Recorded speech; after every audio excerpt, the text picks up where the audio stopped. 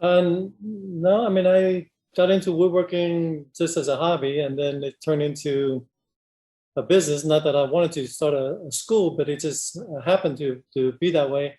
Hmm. So, I mean, I was a student at the Cerritos College, and then after about 2 years, they asked me to start teaching there. So I taught there for like 2, 3 years, Uh, and then some of the students wanted me to teach something that wasn't offered at the school. So I said, well, I have a shop, so why don't we do it off campus? And so, I just did that as a favor to a group of students, and then one thing led to another. Next thing I knew, I was running like 3 classes, and then when the bean counters like that was, with the budget cuts with the colleges, and mhm. so I thought it was good time for me to leave the college and then just start on my own. So the school started not because I wanted to start. It just happened to be that way.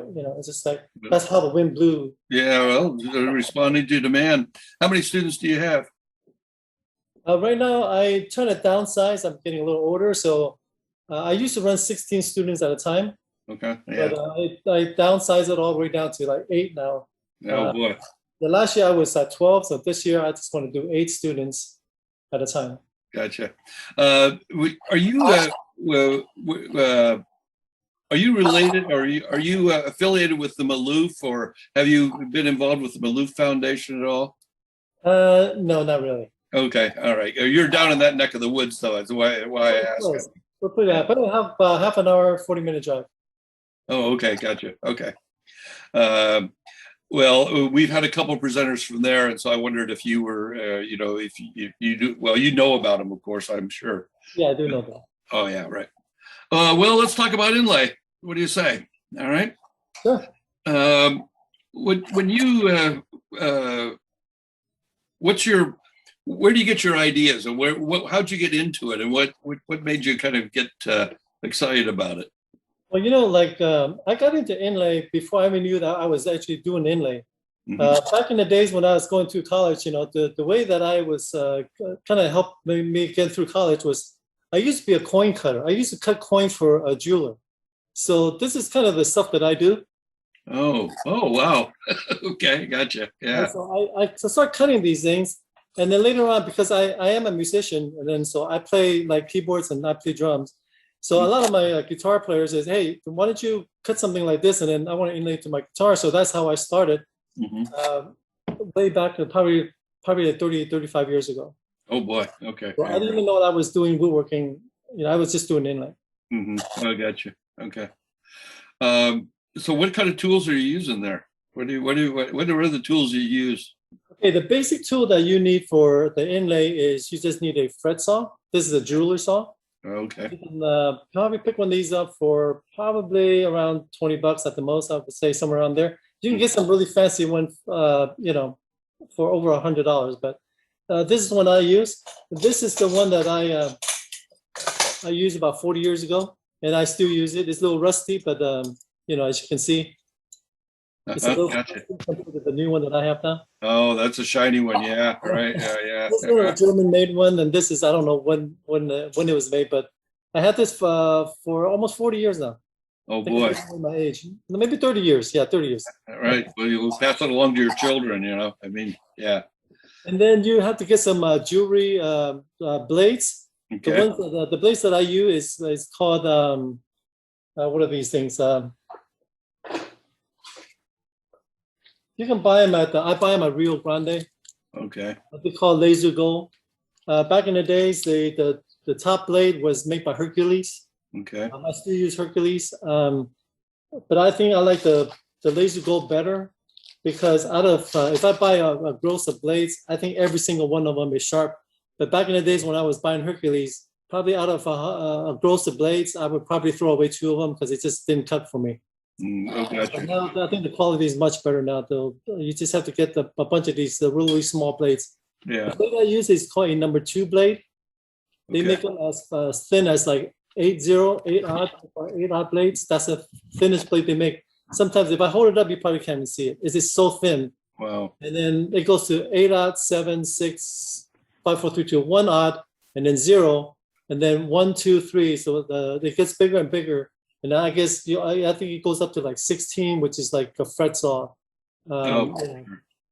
So the one I use is a number 2. This is the one I like because it's thick enough that I don't break too many blades. Because if you use a number 8, it's so fine that you have to be real careful or else you start breaking a lot of blades. Of course. Yeah. I mean, it sounds like you just breathe on it and bang, it breaks. Yeah. So, okay. So when you've got so how does Inlay kind of work? Just kind of generally give me an overview of what I should know about Inlay. So the first thing I like to do is I like to take live photos to do my inlay because it's more realistic than just cartoons, just drawing a cartoon. Sure. I'm trying to get a live photo, and then I have a light table that I kind of trace over it. And then so you have to make a kind of a 2-dimensional into a 1-dimensional drawing like this. Okay. Yeah. All the lines have to connect because you cannot just kind of feather something like that because you can't cut it that way. Yeah. So all the lines have to connect. So once you have your cartoons drawn or your pictures drawn, then you have to make multiple copies because I have to cut each one of these pieces out separately, and I glue them on my either a piece of wood. Now, if I'm doing inlay that's like for guitars, I usually use 16-inch inlay because most of like the mother of pearls or here's some mother of pearls, they usually come 40,000ths of an inch thick. So I cut these to about a 16th because I like these to be just a hair thicker than my inlay, because if they're not even, I'd rather sand the wood than sand the inlay, sand the pearls. Sure. Because these are a lot harder to sand than if I just sand a piece of wood. Sure. Gotcha. So the thickness of this is just about the same thickness as my piece of wood here. So what I usually do is I take my here's my blade. Here's my blade. I take an X-Acto blade like this. Yeah. So let's just say I was going to cut this the fish right here, this little koi fish. The first thing I do is I have to make multiple copies because I cannot cut it right to the line. I have to cut it a little bit bigger so that I can place it down, then I can cut to the line. So the first thing I do is I kind of cut like this.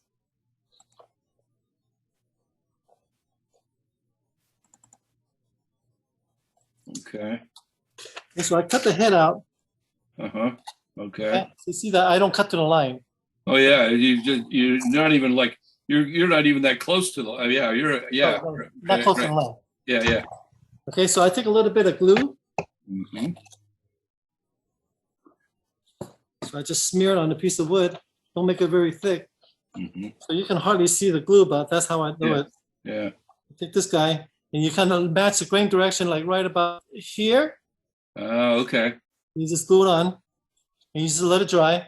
And then so you have to number all your pieces because you want to make sure you want to check them off. You have a master copy. So if this is number 1, I go number 1, check. Number 2, and number 2, check. See this? So that's why you have to have multiple copies because I just cut into the body of the fish. Yeah. Now I have to use this copy to make the cut to the body. Right. Gotcha. And then do you lay them out?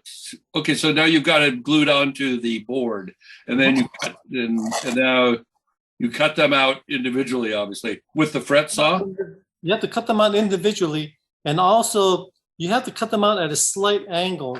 So when I'm cutting, I don't go straight up and down at 90. I cut normally like this, which is really normal because like when people shake your hand, it's always at this angle. So when you cut, you will naturally cut at this angle anyways, but hopefully not too much, maybe like just like a degree or so. Well, why do you have the angle?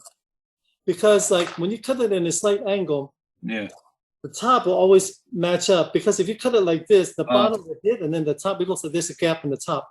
Gotcha. Cutting the paper a little bit like this, when the other piece of wood come and matches up, it actually it has no gap.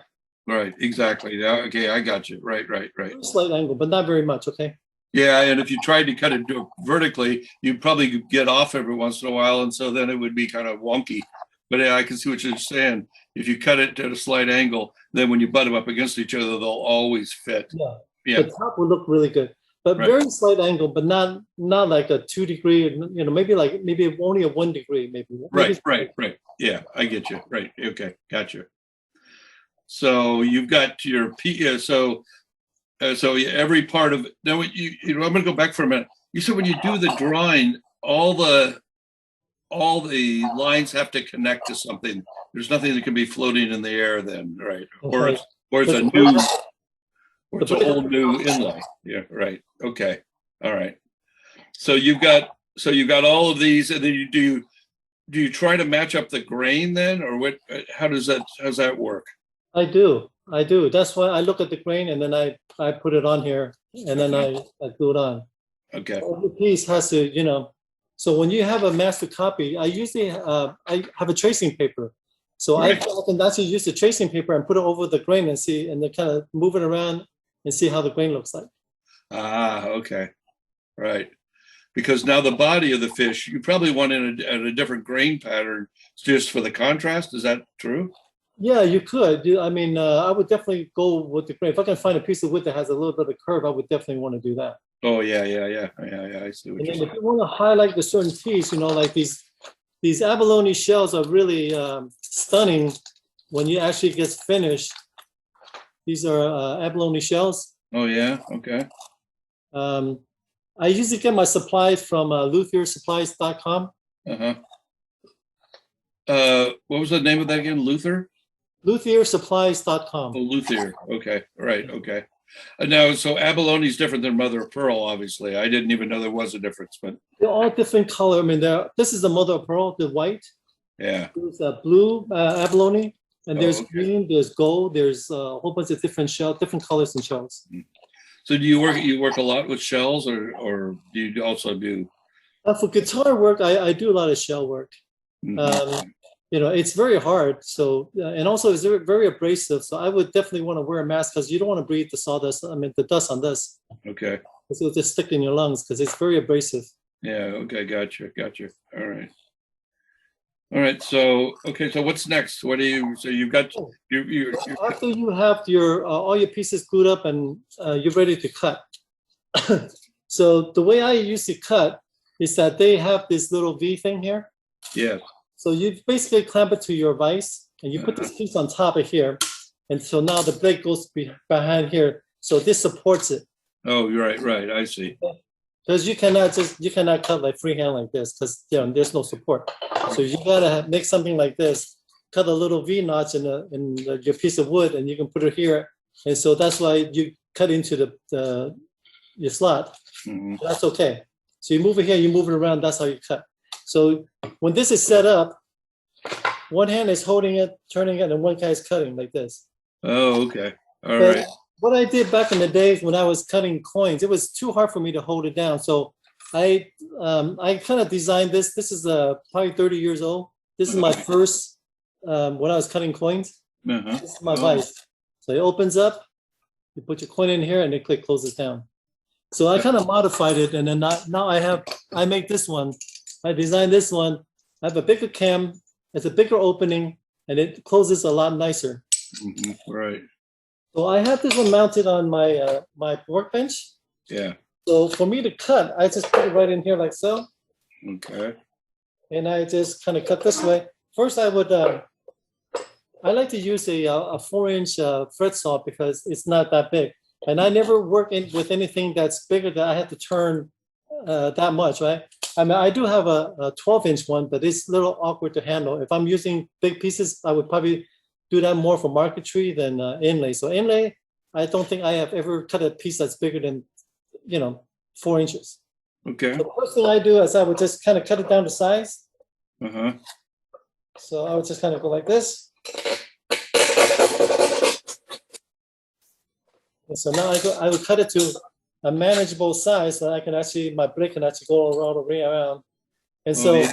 what I want to do now is that I want to just barely hit the line, because the better you cut, the better it's going to fit. And it takes a long time it's like cutting dovetails. Okay, you cannot do a masterpiece like in the first shot, because your cutting is the most important. So you have to practice cutting and cut it right to the line. You have to be perfect. The better you cut, the better your inlay is going to look. Okay. Gotcha. You just got to go real careful with this. Like, and also too, I usually come in. I never come in on the line like go in here like this and like this. I go in straight at a 90, and then I turn my blade and I come around this way. And why do you do that? because it's very hard to clean up, because if I go on an angle, kind of glide it into the line, and by the time I finish, usually at the end, I can never clean up that part. So now it just slides off. So now you have to use a file to file that down to the line. I better turn straight, turn, come around, and when I exit, it's going to be perfectly right in line to it. Sweet. Okay. So when you're cutting, the thing is like you want to keep your blade straight up and down. Don't cut like this, because every time you turn, you're going to break the blade. Oh, okay. At a 90 this way, maybe a slight angle this way. But if you cut like this, a lot of people do, like this angle. You want to put straight up and down like this. Okay. Gotcha. So I'll just cut this really quick. All right. And also too, like when I want to turn, all I have to do, if I want to turn my blade this way, I just squeeze it. And then I just squeeze it, and it turns for me. Sweet. So that's the little technique that you want to use. So I'm just going to go straight in. And when I hit the line, I'm just going to. Now, because I'm right-handed, I usually go, if I'm looking at this, I usually go. Counterclockwise. It looks like. Yeah, because I need to have I'm right eye dominant, so I need to see the line going this way. Because if the line's on this side, I have to go like this, and I have to cut this way. That's not good. Yeah. So I usually have the line on my left side because I'm right eye dominant.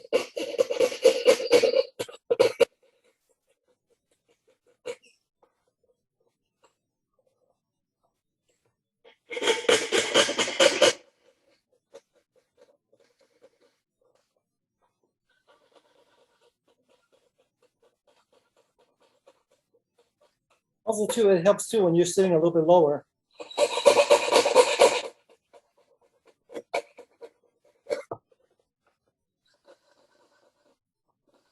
I'm going to cut the eyes out because the eyes are another piece.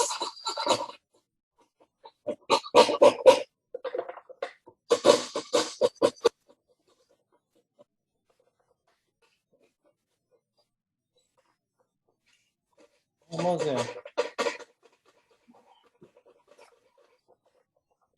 Now I'm going to leave the line here a little bit. I'll show you. Okay. So there's my piece. Okay. Yeah. Okay. Okay. Then I'm going to cut another piece, and then I'm going to start laying them all together side by side to make it a picture. Okay. After I'm done with all the pieces, what I usually do is I would have a master copy like this.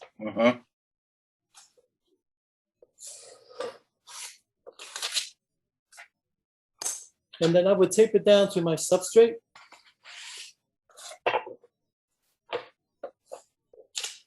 Then I'll start putting my pieces on top of it to make sure it lines up. Because if I don't have a cartoon to go by, I can just put it could be all over the place. It would not be exactly. Sure. Like when you're going to be doing, like, say, a drawer, and then you want to have the two inlays match up, it has to be lined up correctly, right? So you have to use this as a reference. Gotcha. Because you cannot just randomly put this together and then expect it to line up, especially when you're doing a guitar like a fretboard. Each fret has to line up because the picture has a flow.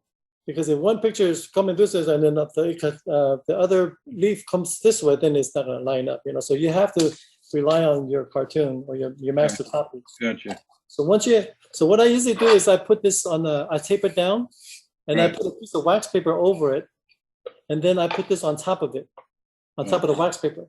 Because once all the pieces is looking good, then what I usually do is I hold it down, and I just use some super glue, and I go between the gaps, and then it will form a layer on the bottom. And then when it's dry, you can just take the wax paper off and then just peel it off, and then this whole picture here will be all glued together. Okay. And then now you're ready to inlay into the piece of wood. Okay. So you've you've glued them all, and they're glued to the paper, not to the substrate. The substrate's just a base hold, right? Yeah, I just tape this piece on here and put wax paper on top. Okay, gotcha. I gotcha. Okay, so once you get it done, you take the wax paper off, and then all this will be on the top of the wax paper. you flip it over and you just peel the wax paper off of it. And then you're gonna have to take your X-Acto knife and start cleaning up all the edges because you might have some glue on the edges. So the edges have all to be clean. So I usually hold my whole fish like this, and I just start cleaning up all the edges like this, and get it all cleaned up. And once I have it cleaned up, then I put it on my substrate, and I kind of look at the design where I want, if I want this to be this way, if I want it to be this way, or whatever you want it to have, you'll put it down. And then I usually use some Duco Cement. Let's have some. You can get them. Well, I thought I brought some Duco Cement.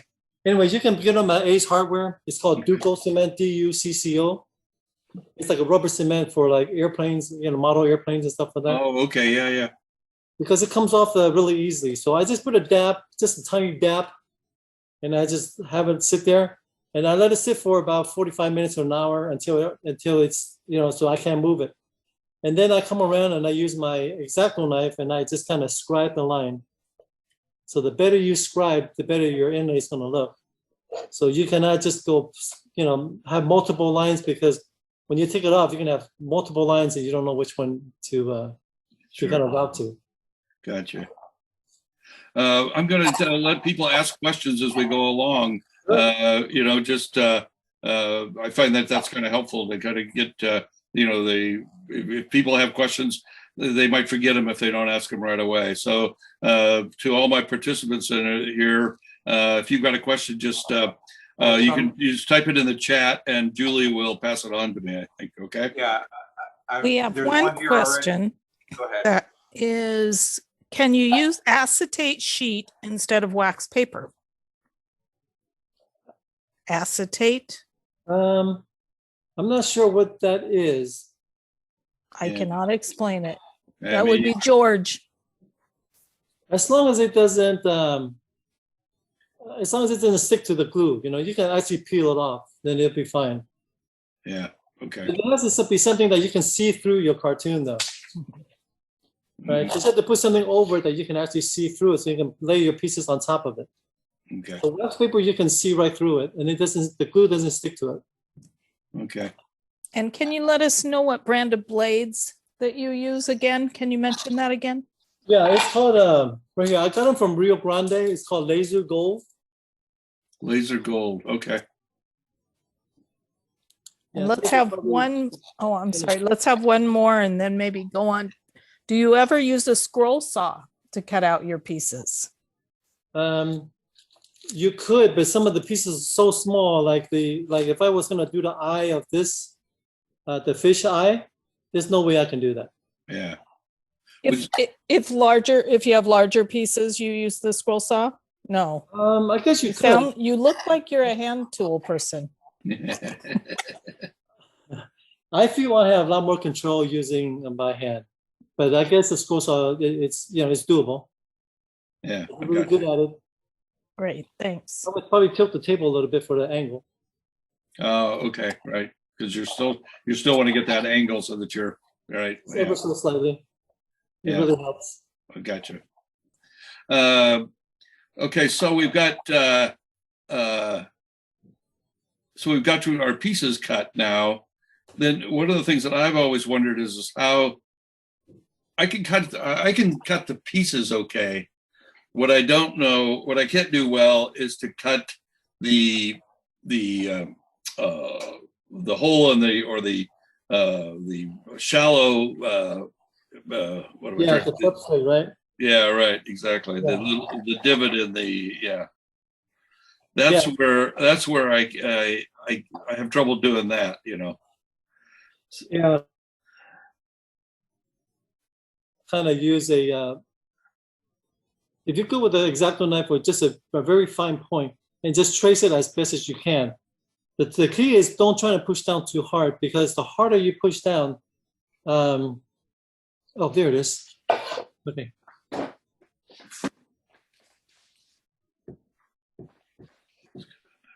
This is the cement that I use, the Duco Cement. Okay. And so it's kind of like a temporary tack thing that you can then peel off easily. It comes right off. It doesn't tear the fiber off the wood when you take it off. All you do is just take a razor blade and go underneath and just pop it up and it just pops right out. Oh, okay, cool. All right. Is there a way that could you make the indentation for the fish head? Sure, it's gonna take a little bit of time because I have to have this one sit for a while before I can. Oh, got it. Okay. But this is this is what I use for the actual inlay. Okay. So this is a Fordham handpiece. It's for carving tools. You know, a lot of people put a burr on here for carving. Mm-hmm. So this is the handpiece that goes with the motor. So I have the motor right here. This is actual motor. Oh, wow. Okay, got it. Yeah, yeah. Okay, so I just kind of make my makeshift hanger. I just get a clamp and a hanger to the clamp. And so it's driven by a foot. Oh boy, sounds like a dentist tool. And then so the base, I kind of designed it because I also have this one special made, these lights. So the lights are right underneath. So when I'm inlaying, it's very bright and I don't have any shadows because I put the light right close. A lot of times my other design that I had earlier, and I seen because of the lights is one of those flexible lights that kind of bend and comes this way. Sometimes it just gets in the way. This is right there and it's super bright. I don't know if you can see that, but it's super bright. Oh, it's super bright, yeah. And you got to see what you're inlaying. Now, what I would recommend is like, for me, my eyes are getting older, so I have to use a visor with a magnifier on it. Okay. It makes a huge difference. So this one is not a plunge, so I'm only inlaying the thickness of,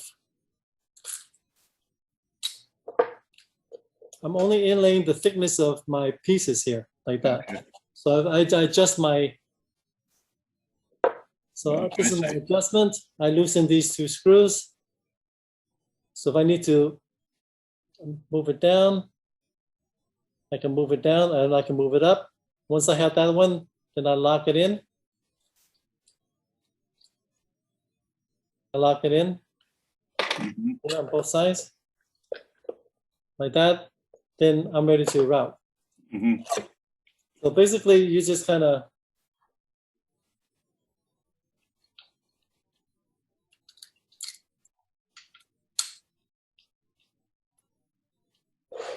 hold it in place, and then just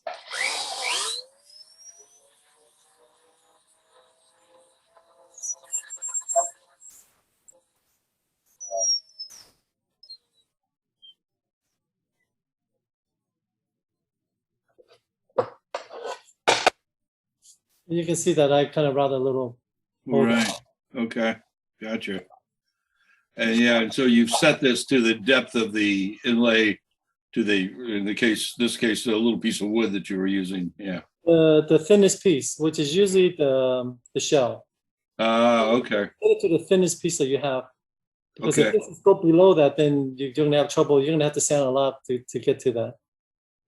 Now Okay. this is for doing inlays where you actually sand it flush. So I use the 1/16 of an inch material. So I usually bandsaw or cut my veneers to a 16 thick. Okay. Now, when you want to do like more of the green and green style where you have something like this, Okay. now these are actually sticking out. So these are proud of the surface, aren't they? Proud. They're 16-inch proud, and you kind of relief carve it in here. So I don't know if you see that. Yeah. Okay. Are they just glued to the surface, or are they actually? Oh, they're inlaid inside. So you have to, yeah. yeah. So you have to cut your veneers to 1/8 of an inch because it goes down to 16th and it protrudes a 16th of an inch proud. Oh, okay. So this And is that- the inlay. And then you carve back into this. Is that right? You have to carve, yeah. So there's a little bit more work. You have to relief carve it. Yeah. Relief carving. Gotcha. Okay. Right. Can we come back to that in just a minute? I have a few more questions. Sure. Steve asked, do you use veneer paper tape? Veneer paper tape. Do I use veneer paper tape? Yes, Um, that's the question. I don't know what that is, but that's the okay, question. I think I know what it is. Good. What he's saying is that when you're doing marquetry, you use veneer tape to tape everything, all the veneers together. That's a different. That's different because you're gonna have to remove that tape somehow to inlay that. So I have never had any success with it because I need to have it flat. Because a lot of these materials are not flat, so the veneering tape is not going to work as well as just putting super glue in there and it become one piece and it's perfectly flat. That's the piece that you actually be hitting the bottom of your substrate. Okay, thanks. I knew this question was coming. Is your router, motor, and foot pedal commercially available? This is made by Fordham.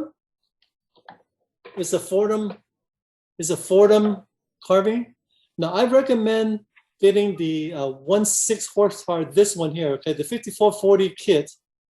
I also have model on my website because this is the direction changes for this one here. If you buy the 3rd horsepower Fordham, you cannot change the motor to different directions. Because when you're using it for carving, like with the burr like this, sometimes you need to have it spin in a different direction because you don't want to pull it into the wood. Oh. And I have never bogged down a 1.6 horsepower. This is the one that I use. And I use a bigger burr than this, and I just hog it out. And I have never been able to bog it down. So I don't really need the 3rd horse. I could just use a 6 horse, and it's more than what more than what you need. Okay. But you also mentioned that you developed and designed your router piece. The router base, I designed it. But I make it to fit any handpiece that has a 1-inch diameter. So if you don't have a Fordham, I think there's other makers out there that has a 1-inch. As long as it has a 1-inch diameter handpiece, it will fit in there. You sell that? You sell that app? The jig there or the This router base I do sell on my website. I do have it on my website. okay. Awesome work there. And I'm really happy with the new design. I just came out with this the light pattern. So I designed the circuit board and I sent it out and they were able to do the circuit board. So we had to kind of solder the lights in and so it's kind of a circuitry that I had to have a special made with with kind of a horseshoe shape. Mm-hmm. Actually, I can move the light, see, up and down. Oh yeah. So it's a little bit more complex than my last one, but I really like it because these LEDs are super bright. So I have to use a 9-volt battery instead of those little what do you call those? The little button batteries. Oh yeah, right. Like the hearing aid kind of batteries. Yeah. You have to use a 9-volt because the LEDs are super bright, and we use a brighter one instead of the cheaper LEDs. Okay. Cool. Do you have other questions, Julie? I think they've been answering them to one another. Oh, they've been answering them to one another. Okay. I'm trying to keep up. Okay, sure. Oh, okay. They're bragging about your website and all that you have to offer there as nifty tools. Oh, so okay. So all right. So shall we go on? I think we're okay. Yeah. Okay, cool. All right. So then, okay, so you've got it cut out, and then now you've made your indentation in your guitar neck or whatever. And then what do you glue it on with? What do you use for glue? Okay, now when you actually route it, it would be a miracle if you can just put your piece into your substrate and it would fit perfectly. Okay, all right, yeah. Okay? It never happens. So this is why this is the piece that this is the part I have trouble with, right? Okay, so now what do I do? Okay, here's what you do. You have to be really good with your blade here. So when you put your piece down, you have to work from one side to another. So you got to see which one. It doesn't take much for it to hang it up, especially when you have hard material like shells and whatever. The wood, you can probably clamp it hard enough and then you can probably squeeze it in there. But when you have a shell, you can't. So you just got to put it over it and then see what's holding it up, and then you're gonna have to use the blade and just go, oh, here's a tiny piece. So you have to cut a little bit, and it's gonna count it, and then push it out, and then start fitting it one section at a time. Gotcha. Okay. I was hoping you were going to tell me, oh, here's a real easy way to do it, and all you got to do is, just wave your magic wand and presto, it fits right in. Okay. I guess that X-Acto blade is the magic wand, right? That's the magic wand right here. Yeah. And this question is probably perfect for right now. Steve wants to know, do you router right to the pattern line? Mm-hmm. I do. So, you know what? Okay. I'm trying to find a piece of, okay, can you give me like a couple of seconds? I'm gonna get the chalk real quick. Sure. 2 seconds. 2 seconds. Are you keeping track there, Julie? That's what I do. I can count on you, you know. Is someone recording or keeping track of the blade brand size and stuff like that? Somebody making a list of that? I've been kind of writing them down. I got the Duco Cement. I got the Fordham Handpiece. They were laser something. Laser gold blades from Rio Grande. And he's using a number. I think he said he's using a number 2. Yes, he did. Correct. He's using. But I believe. And Rio Grande is a big jewelry supply place. Oh, is that what that is? Okay, cool. All right. Okay. One of the key is how you scribe. So a lot of people, when they scribe, they dig in too hard, and it follows the grain, and then so it's not very accurate. So what you want to do is when you scribe, you have to just barely kiss the wood like this. Let me see. Okay, you can barely kiss the wood like this.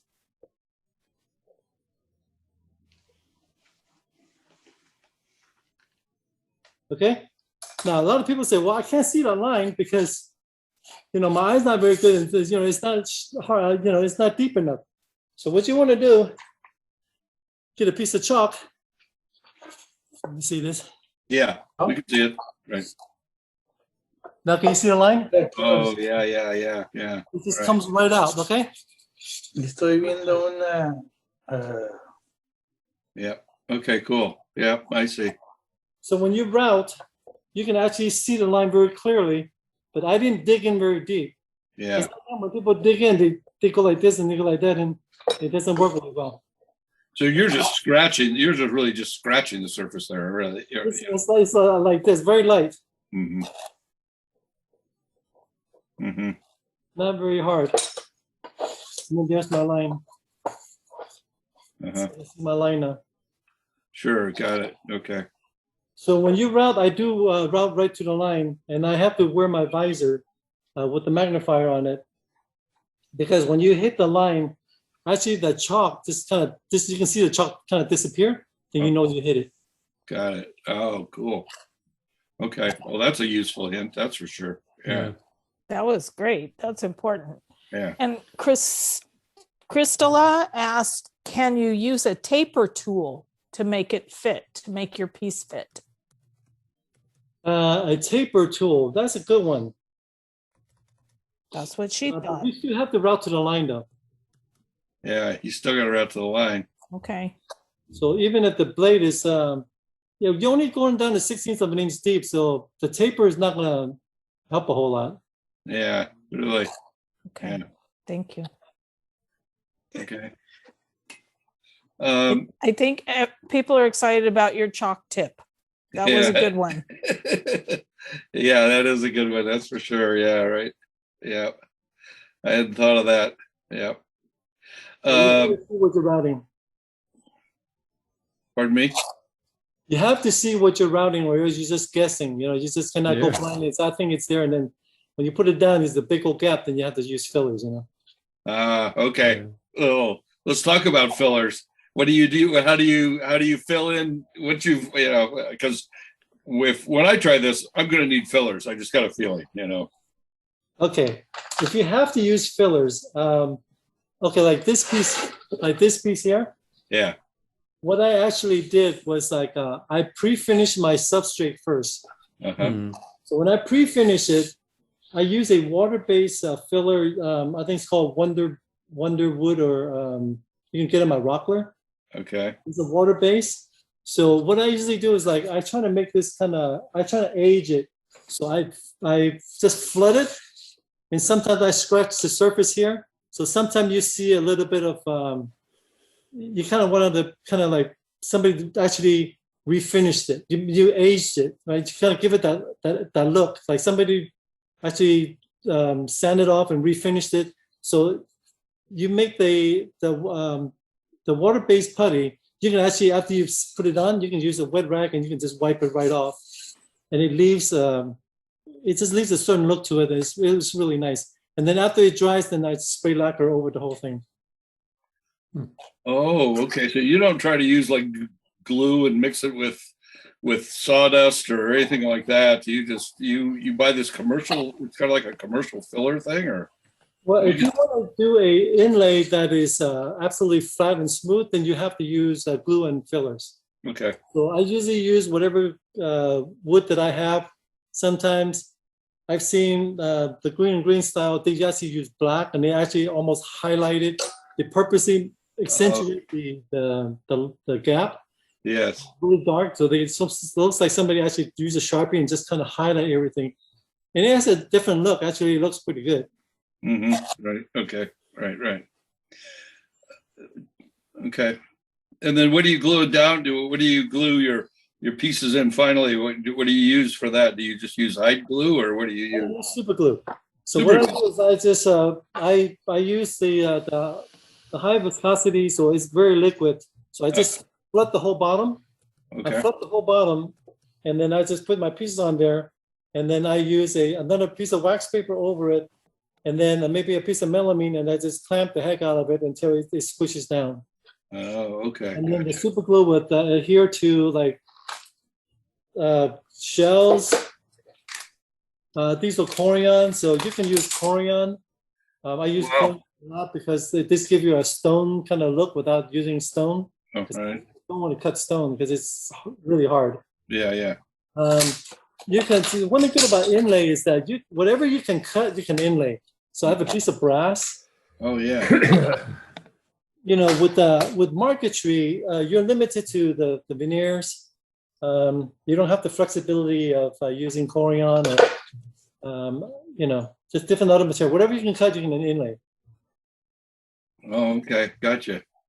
I hadn't thought of the corian giving you, but that's a cool idea because that would give you that stone look without having to try to cut little pieces of granite. Yeah, I would never try to cut a piece of stone. Yeah. Right. Yeah.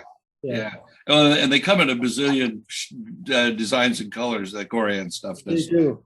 Do they come in real thin sheets like that, or do you have to resaw that yourself, or how? I resaw it. You can go to any kind of a countertop place, and then you can go dumpster diving because they throw a lot of these away. Oh, sure, of course. Right. You don't have to go dumpster diving. You can just ask them, "Hey, you got any scraps that you want to get?" Yeah. And they have plenty of scrap laying around. Just small pieces. You don't need anything big. Yeah. Right. I gotcha.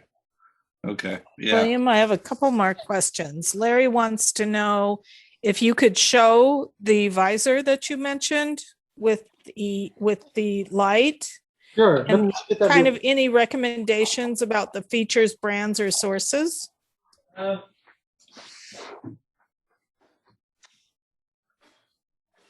Oh, I see somebody.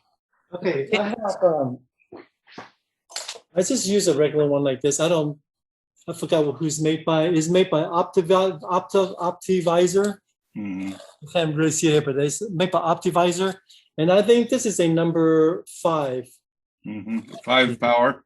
Yeah. Because how far you want to go?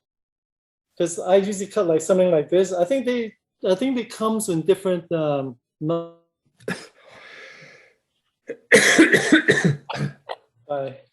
Yeah, gotcha. Great, thank you. This is really not the best. You can get ones with lights on it and a lot of other cool features, but this works for me. Gotcha. Yeah.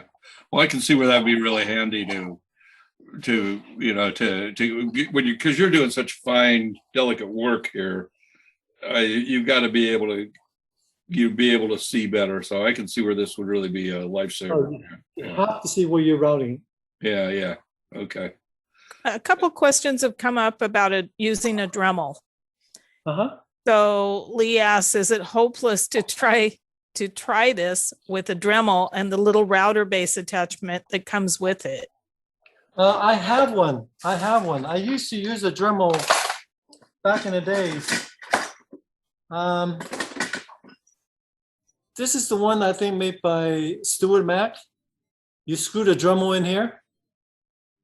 But I don't particularly, this is the one I actually use for the Dremel. That's what came with the Dremel. It's totally useless.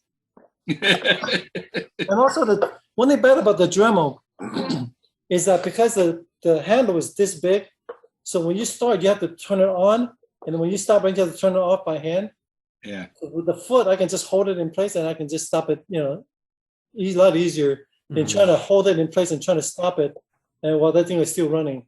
And it's also very top heavy, so you have to be careful. Like it's big motors, you're actually moving the whole motor around, so you have to kind of be careful with that. And then about gluing, would you ever use a vacuum bag for the final glue down? I guess you could. But then because I'm doing like, I guess certain application I would probably use a vacuum bag. It's probably a little easier. Okay, thank you. One more. Any tips on rounding the edges when carving the inlays? You're gonna have to buy a bunch of different tools. Have you guys heard of the Shipyard, the little miniature carving tools? It's I think Woodcraft carries them. It's called Shipyard carving tools. It's a miniature one, and yeah, you just have to be good in carving also too. So it might be good to maybe take a carving class from somebody that knows carving, and because there are some pretty delicate stuff in there that of course you need your V and all your other different profiles or whatever. We were fortunate at the Guild to have a bunch of carvers and to have a carving special interest group, carving SIG. So, and we do get carving lessons every once in a while. So I'm glad to hear that. Yeah. Leslie wants to know, can your older style router base be retrofitted with the new lights? Oh, absolutely. Just send it in, and then we'll drill the holes. We'll fix that for you. It's on my website. If you have my older style router base, all you need to send is send the body. You don't need to send the whole thing. You can send the whole thing, and we'll attach this part here. We'll drill the holes. We'll tap it, and then we'll put in the lights and also the battery. And we'll have to retrofit the holes behind here. Okay, so this way the Velcro just kind of sticks right over like that. Yeah, we do that. Mm-hmm. And Bob Mack wants to know, for smaller pieces, what size bit do you use? I do have I have 3 different size bits that I use. I have an 1/8 of an inch for just hogging the most of it out. And then that's another thing good about the Fordham is that actually I can change the collet, and I could put a router bit in there. I can actually use a 1/4 inch collet where the Dremel doesn't have that option. The Dremel only can take only 1/8 of an inch collet, but with the Fordham you can actually change it to a 1/4 inch. So you can put a 1/4 inch bit in there, and you can really hog it out. If you have a big, when you're working on a big piece, 1/8 of an inch it's going to take you a little bit of time. But if you put in a 1/4 inch router bit in there, that would take most of the work out. And then I also have a 1/16 of an inch, and also have a 1/32 of an inch router bit. Now I could get them smaller. I don't know if you can even see that, but this is about a 1/32 of an inch. Wow.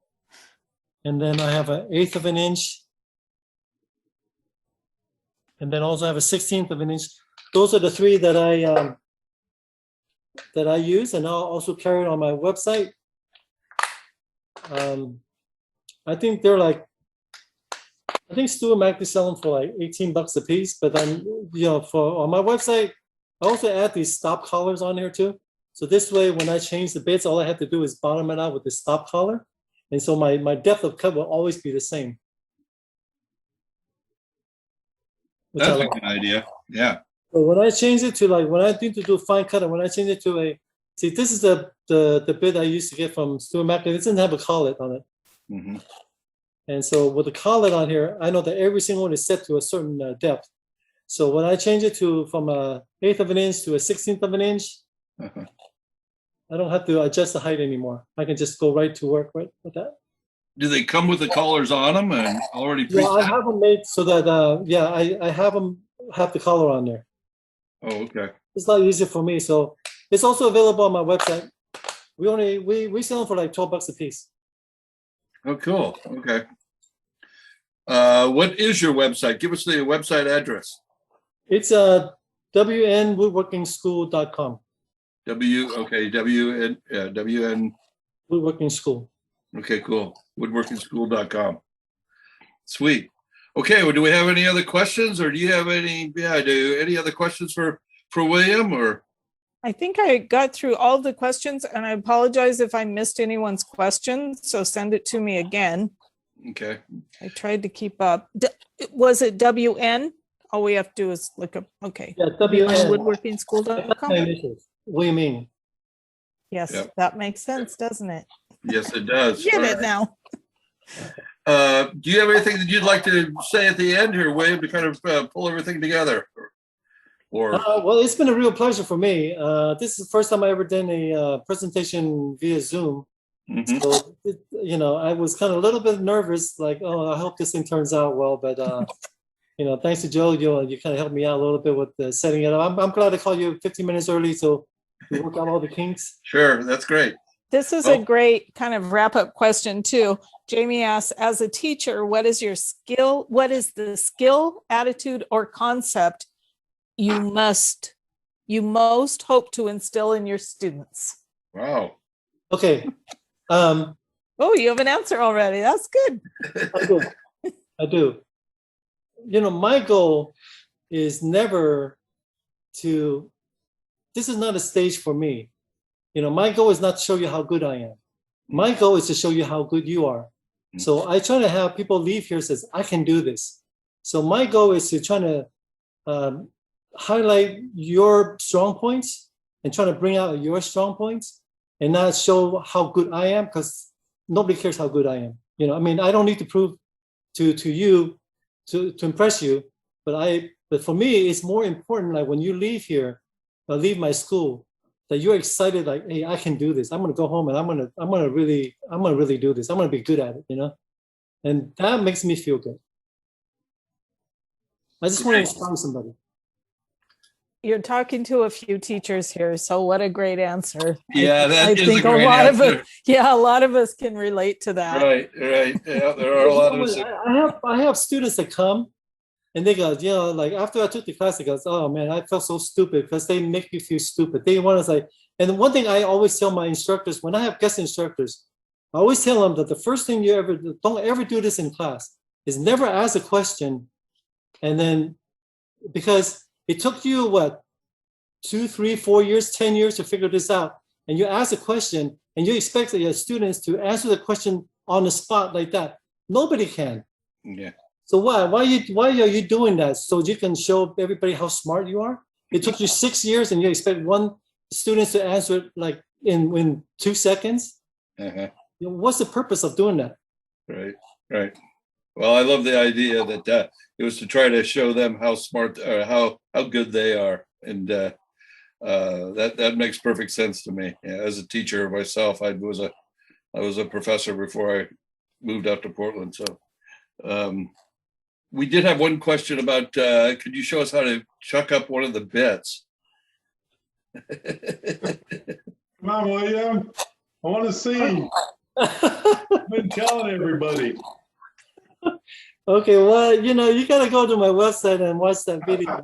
Okay, that sounds good enough for me. Yeah, right. Okay. And maybe one last question. Why are you using the platform that your arms are resting on now on the workbench? Why that little platform? I'm guessing that's what you mean, right, John? The plywood platform you have your hands resting on. This? Yeah. Instead of directly on the workbench. Yeah. Oh, because I can remove it. Because when I just clamp it to a piece of wood. Actually, I do have an inlay a station. So I do have an inlay where I have all my tools, Oh, yeah. all my blades, all different sizes. I have I have 8/0, 6/0, 4/0, 2/0, 1/0. I have all the different sizes of blades. I have so I have a station, and also too when I'm inlaying, I also have a light on both sides coming in. Mm-hmm. Besides this light, because I really need to see what I'm doing. So I have not the fluorescent the lights. I'm more of the condensed lights. Halogens or Yeah, so I have two lights coming in this way, Mhm. and then I have this also. So I really need to see what I'm doing. It's very important that you have to see what you're doing. So I have a inlay station where I have all my lights together. This is my workbench where I do most of my, my big projects. Gotcha. This is for, I use this for my students. So when the students come, they want to try out my vise. So this is very portable. So I just mount it on a piece of wood. Mhm. And I just clamped it on my workbench. So I have a few of these made for my students when they come in when they do that. Gotcha. Well, I think William, I just wanna we're say wrapping up if, questions, so thank yeah. you. Mhm. William, just to let you know, if this was your first time doing Zoom, you had 60 people here that were super interested in what you did. You did a great job. Thank you very much. Oh, thank you. I mean, Thank you. I'm glad I can answer all your questions. Or Okay. someone make it clear. Here, here. Good, great job. Thanks a lot.